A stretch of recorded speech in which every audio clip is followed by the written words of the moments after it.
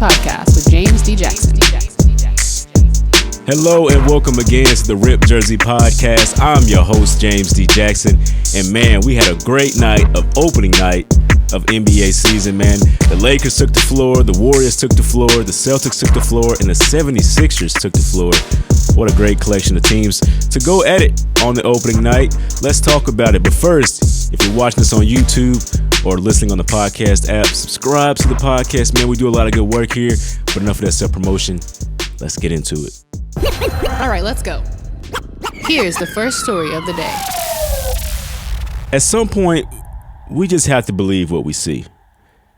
You know, at some point as NBA fans, we're going to accept what we've seen, the trends that we've seen throughout the last 5 years of basketball. At some point, we're going to accept it. We're going to accept that the Golden State Warriors are the best team in the NBA. They're the best run, the best put together. They're just the best all-around team in the NBA. They just are. And not just that, the Los Angeles Lakers are far removed from the 2020 championship team. I'm not going to say they're a bad team, but they are not a championship team anymore. They're not even a top 5 team in the West anymore. And what this proved, this game on Tuesday night in the season opener, it showed a lot of glaring deals for the Lakers. It showed how two different teams can build a team and how they view how to win in this era of basketball in 2022.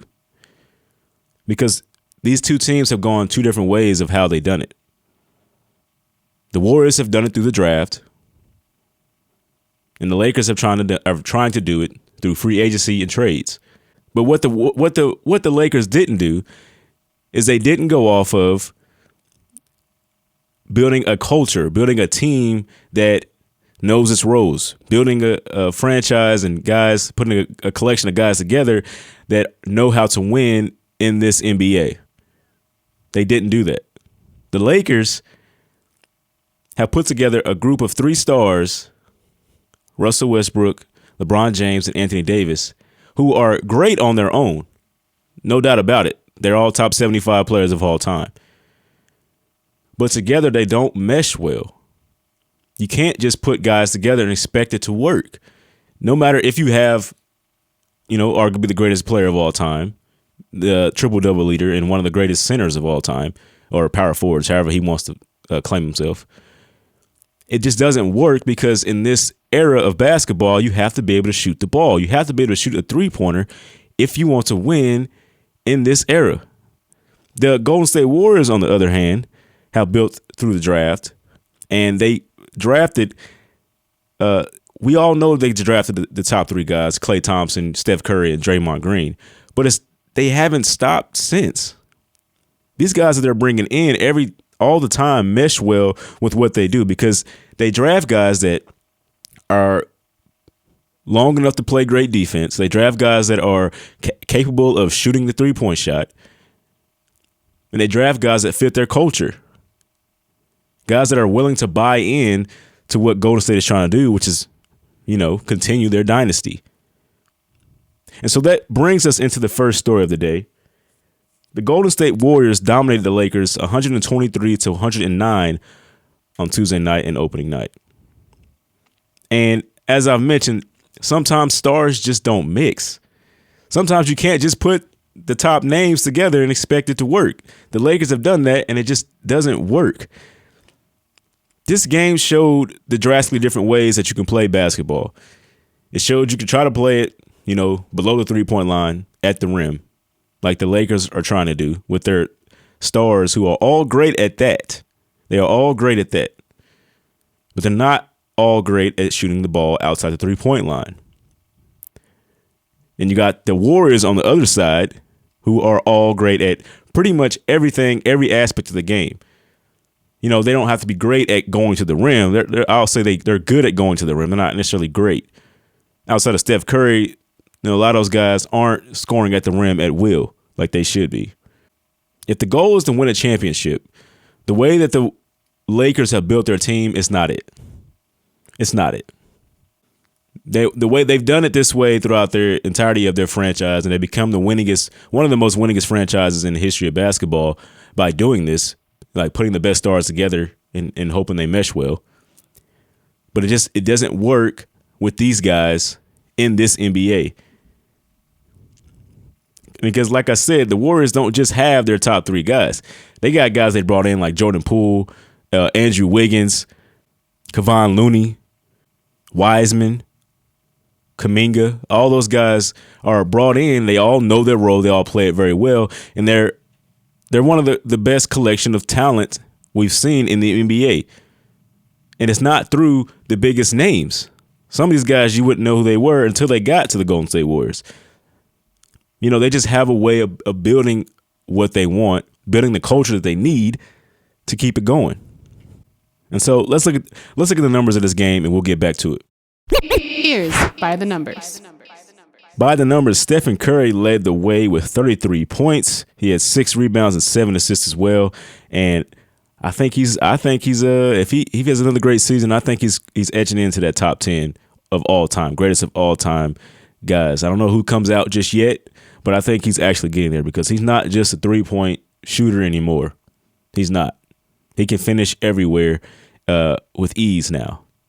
His ability to score at the rim. I mean, he had a play on Anthony Davis where he just went by him, like at the rim. It's not at the 3-point line where he went by him and got a floater up. He went by Anthony Davis at the rim and scored. If he can do that, I think he's etching into the top 10 of all time. Also, Andrew Wiggins, who I think is the second best player on the Warriors now, had 20 points, 5 assists, and 6 rebounds in his return game, ring night game. And Klay Thompson followed with 18 points, 2 assists, and 2 rebounds. Jordan Poole, who came off the bench, had 12 points, 7 assists, and 2 steals in his debut as well, in his 2022 season debut. And it just shows the kind of work they have. And they always have been a third quarter team. They outscored the Lakers 32-19 in that third quarter. The Warriors seem to do that every year. I don't know how they keep doing that, but it just keeps working really, really well for them. The Lakers, on the other hand, LeBron James actually played a fairly decent game. He had 31 points, 8 assists, and 14 rebounds. And it's just like, it's amazing that he got those numbers with being triple teamed most of the game. Because like I said, the Lakers can't shoot.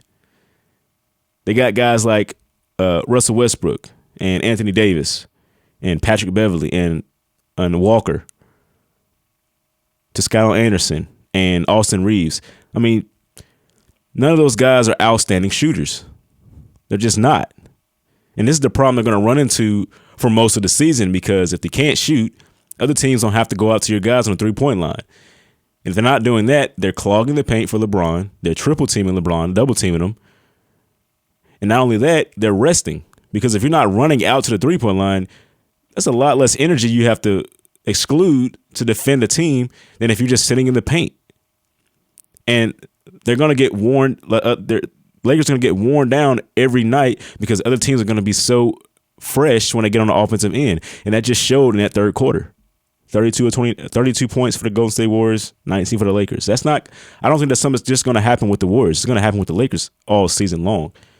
They're going to get worn down because other teams aren't defending them like they should. And it's just going to be a problem. But let's get into the numbers. Russell Westbrook had 19 points, 3 assists, and 11 rebounds. It's actually a really, really good game for him because he shot 7 of 12 from the field. That's what the Lakers want out of him. That's what they want out of him. He was still -6, which wasn't the worst on the team tonight. Anthony Davis had 27 points for 6 rebounds and 4 steals and 1 block as well. He's always been one of those two-way guys. For him to play that well and they still lose, you can't do anything about it. His plus-minus was -21 though. So just overall, his presence out there wasn't really good. But his numbers, the numbers from all 3 of those stars look really good. But also, the rest of the guys on the team didn't help out much. Kendrick Nunn was the next best scorer with 13 points off the bench. But he's the highest. He's the only one above 5 points for the rest of the guys on the squad. It's a tough problem for the Lakers at this point. And at this point, I don't think I'm gonna be covering them much because I only want to focus on the teams that are doing well in the season. That's who I want to talk about. So this might be one of the last times we talk about the Lakers this year, unless they make big trades. The goal for LA this year is to get LeBron to get that scoring title and pass Kareem Abdul-Jabbar for the most points in NBA history. That's their goal this season. That's what they need to get to. Let's get into the next thing. Here's the second story of the day. It's always good to get treated to a good game, especially after what happened with the Warriors and the Lakers. It's always great for the NBA to treat us well to a good matchup with good storylines and good players.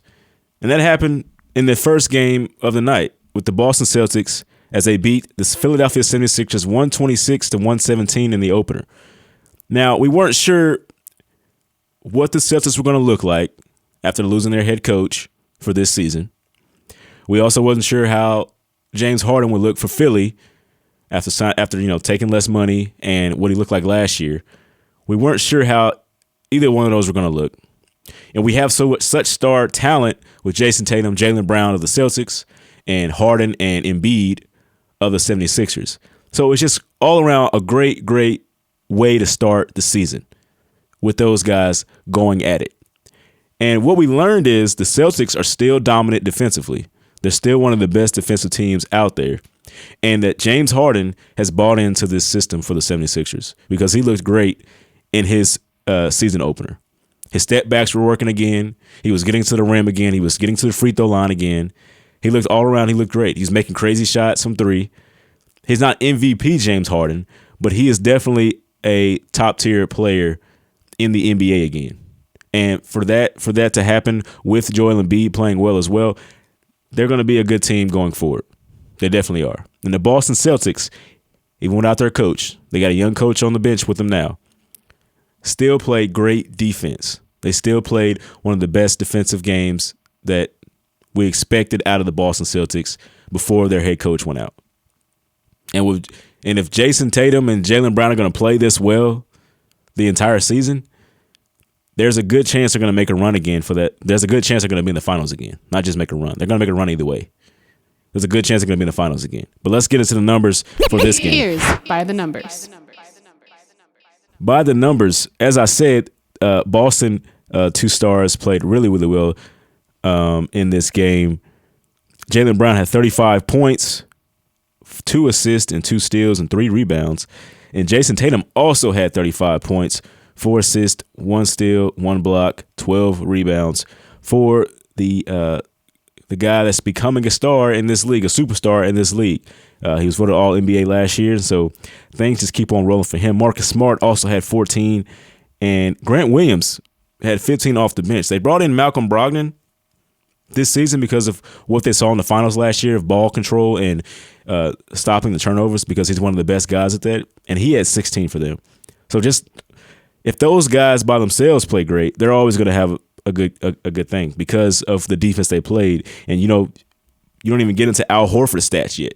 You get into all that. You don't even see that he had 6 points, 1 assist, and 5 rebounds defensively for him. But he's not just, a stat sheet defensive player because you got Robert Williams, too, who's just great defensively that you don't see on the stat sheet. It just shows up when you watch the actual game. On the other side, James Harden had 35 points to lead the 76ers in this one, 8 rebounds and 7 assists. He looked really, really good on his end. Joel Embiid had 26 points, 15 rebounds, 5 assists, 14 of those were defensive. Just all around great for him. And we didn't even talk about Harris and Maxey. Those guys are they're great players as well. Maxey had a breakout year last year, and they're just great. They're just all around great. And it was just great to have that game start the season because it was, one of those things we need to see. All right, let's get into the next thing. Here's the third story of the day.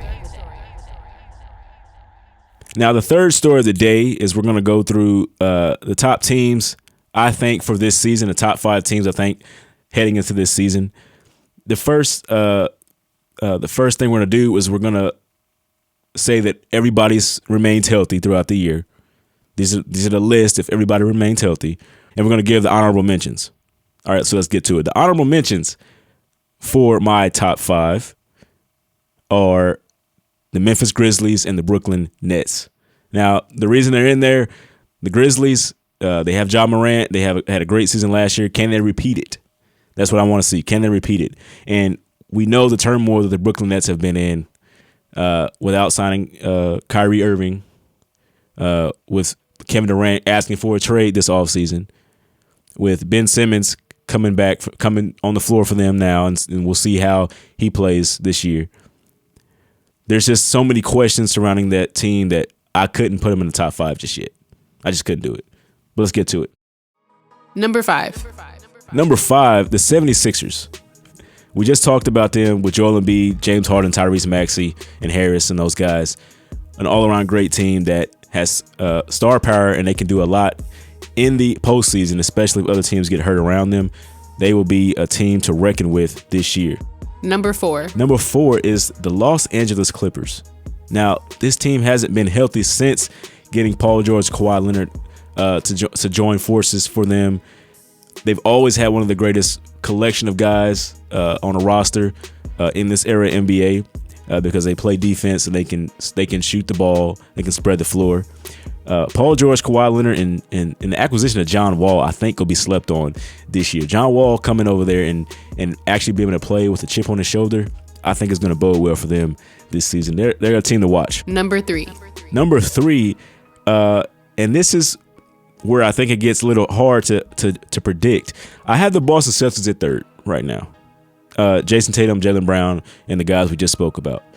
Now, these top 3 teams, it's just so hard to pick because I think it's going to come down to the matchups and who they play in the postseason, in the playoffs this year, to figure out who's going to be the champion. But right now, I think as a power ranking of sort, the Boston Celtics are the 3rd team in the NBA because of we didn't know how they were going to play without their head coach going into the season. We don't know how that's going to bode throughout the entire season without the first game and playing for Bill Russell in that season opener. Number 2. Number 2 is the Milwaukee Bucks. I think this team last year, if they were healthy, they would have won the championship. Had Giannis played up to his standards, and with Chris Middleton as his sidekick, those two guys together are just an all-around great team. The Bucks are one of the best interior great teams of the NBA right now, but they can also shoot the ball as well. Giannis and Chris Middleton, just a duo you always have to watch out for. If they were together, I think they would have done it again, but you never know. We'll see if it happens this year. Number 1. And number 1 is obviously the Golden State Warriors, as we talked about. Steph Curry, Klay Thompson, Poole, Wiggins, and Green.